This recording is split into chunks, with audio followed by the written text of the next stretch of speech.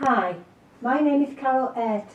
I live in the beautiful countryside of Yorkshire in the United Kingdom, and here I am wearing my PH t-shirt, which brings awareness to other people about this devastating, very rare illness.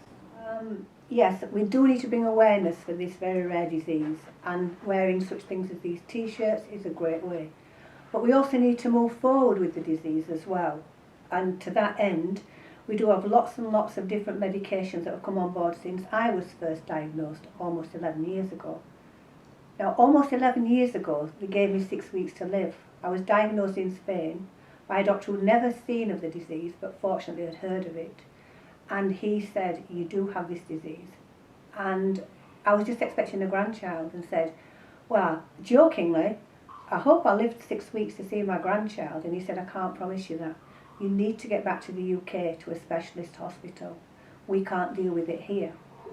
I was blessed. I had a great husband who just dealt with everything and got me straight back to the UK.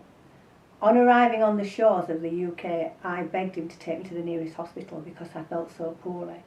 But he was so sure, as was I, that I was going to die. He wanted me back up where I live to be around my family. So we got straight back home, and I was transferred across to the wonderful Royal Hallamshire at Sheffield 4 days later, where my A-team took over. Can't begin to express just how wonderful my team are, as I'm sure are all the PH teams. They're all dedicated to making us live the best life that we can. We have to remember that we may have a rare disease, but we have to live with it. We don't want to be dying with it, we have to live with it. So to that end, I promised I would give my body over to research. And I've done so many. I've been on so many trials, so many studies, which have been amazing. Only one of them actually has been proven to work and to hold back our PH.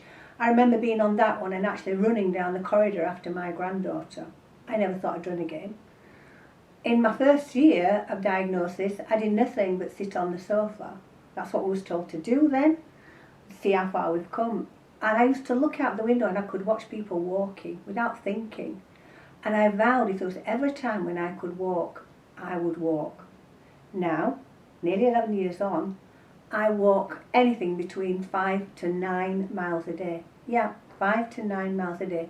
Sure, I don't walk the climbest, the steepest hills, although I do hills. But, I'm very careful because I am aware of the strain it puts on my heart. But hey, we do need to use cardio as well. You can't just have fat burn, you do need to use cardio. So, as things stand at the moment, I am in trials that are studying remotely all our pH levels and everything. I have many machines around the house, 2 chips inserted into my body that show what's happening with my heart, and another one that shows what's happening in my lung.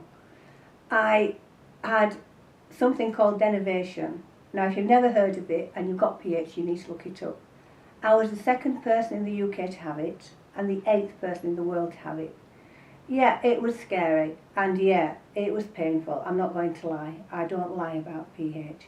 But by going down through my pulmonary artery, they had a special machine, an amazing team, that actually were able to microwave, if you like, 7 parts of my lung that was pumping out too much endothelin, and we didn't want that. So this has stopped it. So my levels, my pressures, have stayed at a great 33.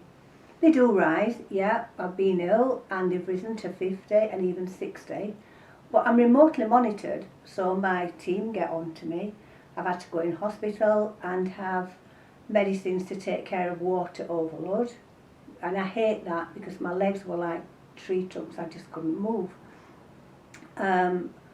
But they're there on board and they can look daily to see what's happening. And I do think this is the future for PH.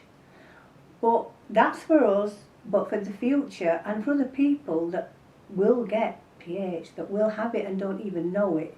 It's crucial that we bring awareness to it, absolutely crucial, because we know the longer we have it without being diagnosed, the harder it's going to be for them. So yeah, please, please all be aware. Don't be scared to talk about pH.